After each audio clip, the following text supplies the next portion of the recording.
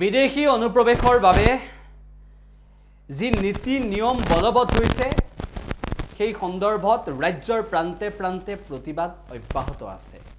শিৱসাগৰত প্ৰতিবাদ, নগাঁৱত প্ৰতিবাদ আৰু প্ৰতিবাদী কাৰ্যসূচীৰ জৰিয়তে সকলোৱে হুংকাৰ প্ৰদান কৰিছে যে বিদেশীৰ বোজা অসমীয়া আৰু ল'ব নোৱাৰে।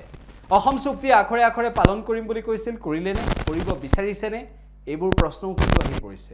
অসম জাতীয় পৰিষদ নগাঁও জিলা সমিতিয়ে কাৰ বিৰুদ্ধে প্ৰতিবাদ সাব্যস্ত কৰিছোঁ।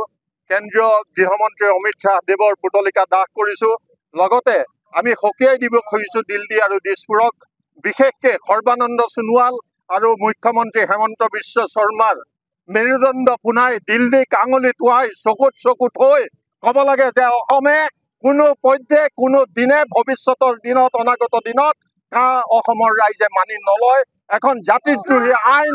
গতিকে অসমৰ খিলঞ্জীৰ পৰা অধিকাৰ সাব্যস্ত কৰিবৰ কাৰণে আমি দাবী উত্থাপন কৰিছোঁ। অসম চুক্তিৰ 6 নম্বৰ দফা ৰূপায়ণ কৰি দেখুৱাওক, বাতিল কৰক। আমি চৰকাৰৰ অমিত শ্বাহ ডাঙৰীয়াক আৰু অসমৰ মুখ্যমন্ত্ৰী হেমন্ত বিশ্ব শৰ্মাক এই প্ৰতিবাদ স্থলীৰ পৰা আমি সকীয়াই দিব খুজিছোঁ। জয় আই অসম! অসম জাতীয় পৰিষদ জিন্দাবাদ। আজি আমি অসম জাতীয় পৰিষদে সমগ্ৰ অসমজুৰি ইমিগ্ৰেণ্টছ এণ্ড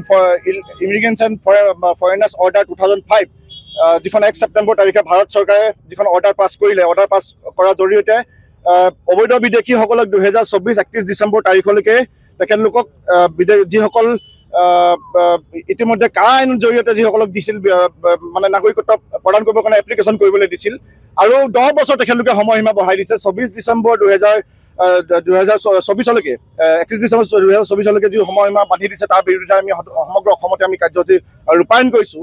ইতিমধ্যে কা জৰিয়তে সমগ্ৰ অসমবাসী আমি প্ৰতিবাদ কৰিছিলোঁ, কা আইন বাতিল কৰা আমি প্ৰতিবাদ কৰিছিলোঁ, কিন্তু তাৰ পাছতো কিন্তু ভাৰত চৰকাৰে অবৈধ বিদেশীসকলক সংস্থাপন দিবৰ কাৰণে সুব্যৱস্থা কৰি দিছে। আৰু আমি ইতিমধ্যে 71 চনলৈকে আমি বিদেশী বোজা আমি মানৱীয় দৃষ্টিৰে আমি লৈছোঁ। তাৰ পাছতো 2024 চনলৈকে অবৈধ বিদেশীসকলক অসমত সংস্থাপন দিয়া যিটো কাৰ্য ইতিমধ্যে ভাৰত চৰকাৰ আৰু অসম চৰকাৰৰ যি সিদ্ধান্ত, এই সিদ্ধান্তৰ বাতিলৰ বাবে আমি জাতীয় পৰিষদে আমি এই কাৰ্যসূচী আমি ৰূপায়ণ কৰিছোঁ।